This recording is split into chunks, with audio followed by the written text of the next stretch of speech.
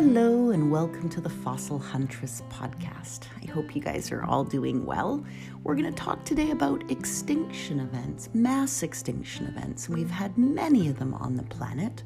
So in the last 3.5 billion years, we've seen a huge radiation of species, and we've also seen 99% of all of the estimated 4 billion species that have ever evolved on Earth are no longer here. So you and I are very special that we're here today on a planet with atmosphere and air. And we've also lived through some tumultuous times. So we may in fact now be in a 6th extinction event. But this is an event where more than 75% of the species at any given time disappear in the blink of an eye. So you may be thinking, how on earth could we be involved in a mass extinction event right now? Well, we're certainly seeing the patterns of mass extinction that we're going to want to turn around. So in order for a mass extinction event to occur, we need a couple of multiple calamities to exist all at the same time. So an increase in the acidity of our oceans, a lot of volcanic eruptions and volcanic activity, an asteroid hitting the Earth. And right now we're not seeing all of those, clear markers of a massive die-off. But we are seeing changes in our ice. So we're seeing our glaciers melt. We're seeing woolly rhinos and mastodons that have been buried in ice for thousands of years becoming unearthed at a more frequent pace. Our polar bears are having to swim from location to location instead of traveling the ice sheets. So we are seeing shifts in our global ecosystem, and I hope we can turn that piece around. But we're going to talk today about the 5 clearly outlined mass extinction events that the Earth has experienced over time. So the big five mass extinction events that have hit and occurred on our world are the Ordovician-Silurian event, which was about 440 million years ago, the one at the end of the Devonian, 365 million years ago, the Permian-Triassic, which was about 250 million years ago, the Triassic-Jurassic extinction event, which was 210 million years ago, and then our last extinction event, which was at the end of the Cretaceous, 65 million years ago. And it was that one that lost us the dinosaurs and a lot of our larger, sexy marine reptiles and ammonites.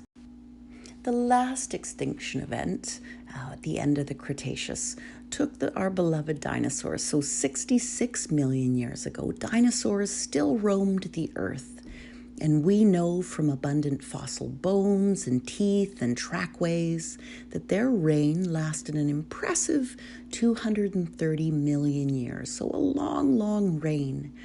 But a massive extinction event at the end of the Cretaceous wiped out 3/4 of the Earth's species, dinosaurs included. Our planet also lost the ammonites and our mighty marine reptiles, mosasaurs, ichthyosaurs, and plesiosaurs. So never again would pterosaurs, our large, beautiful flying reptiles, cruise our skies.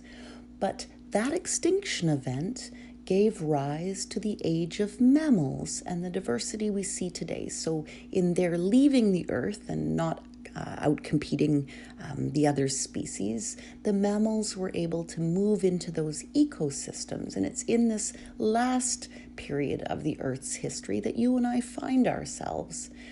But how do we know what actually happened during each of these extinction events? And some of the key pieces of evidence are highly odd amounts of the metal iridium in what's known as the Cretaceous Paleogene boundary. So this is the geologic boundary zone that caps off any known rock layers containing dinosaur fossils.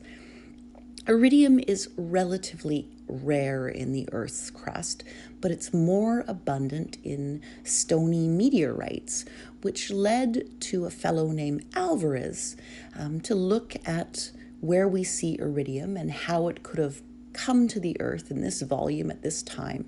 And it's from this observation of meteorites and other stony extraterrestrial objects that we began to understand that perhaps this last mass extinction event was from a large asteroid hitting the Earth. And then the theory gained even more steam when scientists were able to link a huge impact crater along the coast of Mexico's Yucatan Peninsula. So it's about 93 miles wide. And this crater seems to be about the right size and age to account for the dino die-off. Back in 2016, scientists were able to drill a rock core from inside that Yucatan Peninsula crater, and they pulled up a sample of Earth stretching deep beneath the seabed. So this was a rare peek inside the guts of the crater, and it showed that the impact would have been powerful enough to send deadly amounts of vaporized rock and gas up into the atmosphere that would have blotted out the sun. And with the loss of sun, there'd be a loss of plants and the herbivores that eat them and the carnivores that are further up the food chain. And that this impact would have had an impact on the Earth for years. And then again, last year in 2019, paleontologists digging in North Dakota found a treasure trove of fossils extremely close to that same KPG boundary, essentially capturing the remains of an entire ecosystem that existed shortly before the mass extinction event.